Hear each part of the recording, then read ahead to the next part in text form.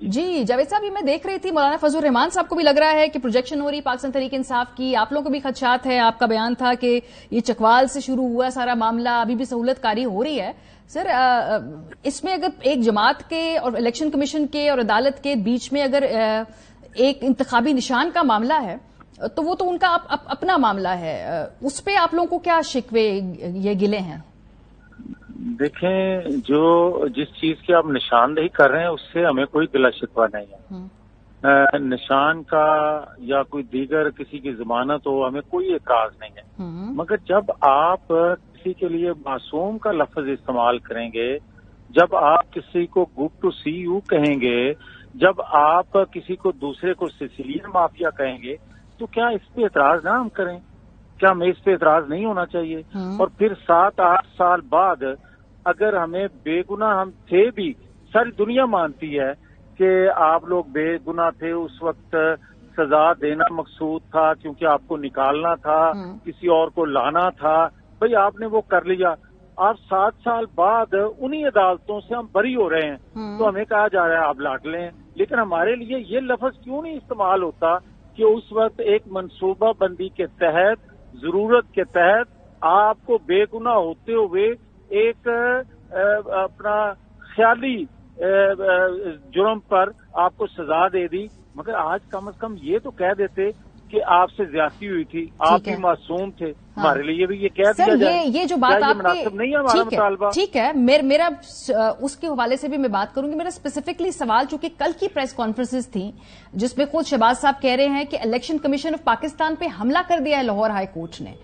अब ये किस कॉन्टेक्स्ट में हम मान सकते हैं कि हमला कर दिया है? अगर उनको बल्ले का निशान उनको मिला या नहीं मिला, सॉरी पेशावर हाई कोर्ट ने। नहीं सर, ये हमले वाली बात कहां से हो गई?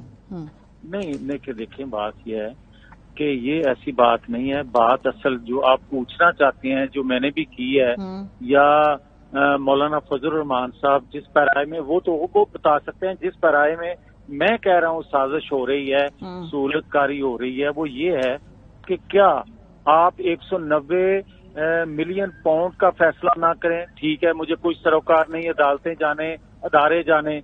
आप अल कादर ट्रस्ट पे, आप करप्शन पे, आप इद्दत पे, आप उसके गिर्द तो घूम रहे हैं।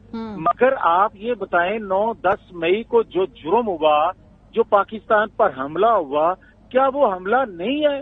क्या आपका आइन कानून कहता है कि इजाजत देता है कि जब कोई चाहे आपकी तनसीबात पर, वो एक्टी तनसीबात पर, वो भी दिफाई तनसीबात पर हमला कर दे और उसको जुर्म ना कहा जाए बल्कि उसको मकबूल कहा जाए?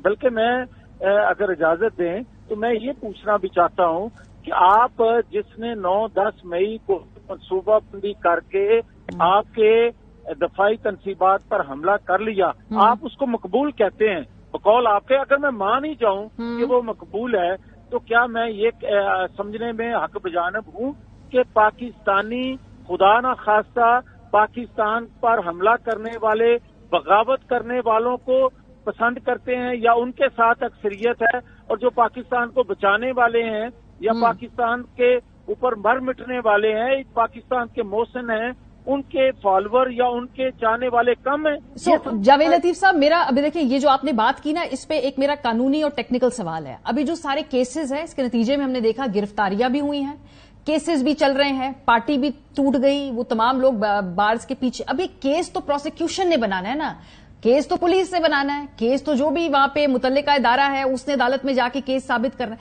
ये इन केसेस में फिर इतनी ताखीर क्यों हो रही है? आपका क्या ख्याल है, क्यों ताखीर हो रही है? मैं यही तो कहना चाह रहा हूँ कि आप बताएं कि फॉरेन फंडिंग केस था ना, 11 साल लटका रहा, 11 साल बाद उसका फैसला आया, और फैसले को इस तरह पांव तले रोंद दिया गया है कि जो पैसा पाकिस्तान मुखालिफ कुव्वतें इसको देती रही, इनके अकाउंट में आता रहा। अगर उसकी इन्वेस्टिगेशन कर ली जाती, अगर उसकी बहुत पहले फैसला कर लिया जाता, तो शायद 9-10 तो रुकावट कौन बन रहा है? सर, मेरा सवाल यही है, आपका जो गिला है, जो रुकावट कौन बन रहा है? कौन तेजी से केसेस को मूव नहीं कर रहा? कौन प्रोसिक्यूशन उस तरह से स्पीडली नहीं कर रहा? प्रॉब्लम कहाँ है? क्या गेस आपका क्या कर? मेरी अर्ज सुने ना, अगर तो मुझे कोई लाडला कह रहा है तो ये भी बता दिया जाए कि मेरे साथ लाड कौन कर रहा है। اور اگر آپ سوال کرتے ہیں کہ ان کے کیسز کون لٹکا رہا ہے تو پھر ان سے پوچھیں کہ آپ کو آج سہولت کاری کون دے رہا ہے. میرے نزدیک تو آج بھی جو باقیات ہے 2017 کے کرداروں کی یا 2017 کے کردار بھلے وہ ریٹائر بھی ہو گئے ہیں وہ آج بھی سہولت کاری کر رہے ہیں, اپنا اثر سوق استعمال کر رہے ہیں اور پاکستان کی اینٹ سے اینٹ بجانے کا کوئی موقع نہیں جانے دے رہے. اور مجھے اندیشہ ہے کہ اگر ان کو کمان نہ ڈالی گئی, اگر ان کو کٹہرے میں نہ لایا گیا تو خدا نہ خواستہ وہ یہ ماحول پیدا کر رہے ہیں پاکستان کے اندر کہ دوبارہ سے کوئی 9-10 مئی کا سانحہ پیش آ سکتا ہے اور وہ پاکستان کی تباہی اور بربادی کا باعث بن جائے گا. ہاں پر میاں صاحب آپ کی قیادت نے کہا یہ معاملات تو ہم نے اللہ پہ چھوڑ دی ہیں نا, تو وہ تو آپ لوگ خود ہی سے دستبردار ہو گئے نا, یہ آن ریکارڈ ہے. نہیں, میری بات سنیں, جو میرے ساتھ ہوا وہ تو میں نے اللہ پہ چھوڑ دیا, میری قیادت نے اللہ پہ چھوڑ دیا, مگر کیا پاکستان کے ساتھ ظلم جبر کرنے والوں کو بھی ہم چھوڑ دیں گے کہ نہیں ٹھیک ہے پھر قانون کو ختم کر دیں؟ سر تو فیض آباد دھرنا کیس میں جا کے فریق بن جائے نا آپ کی جماعت, سر بڑا موقع ہے, گولڈن موقع ہے. میری عرض سنیں نا, آپ صرف دھرنا کی بات کرتے ہیں, سر وہاں سے سر سٹارٹ وہاں سے ہوگا نا, جو آپ کرداروں کی بات کر رہے ہیں نا, جا کے فریق بن جائے PMLN, اس میں جو کردار آپ کے نزدیک پاکستان میں اس وقت یہ کچھ کر رہے ہیں وہ خود ہی پہنچ جائیں گے کیفرے کردار تک, آپ پہل کریں.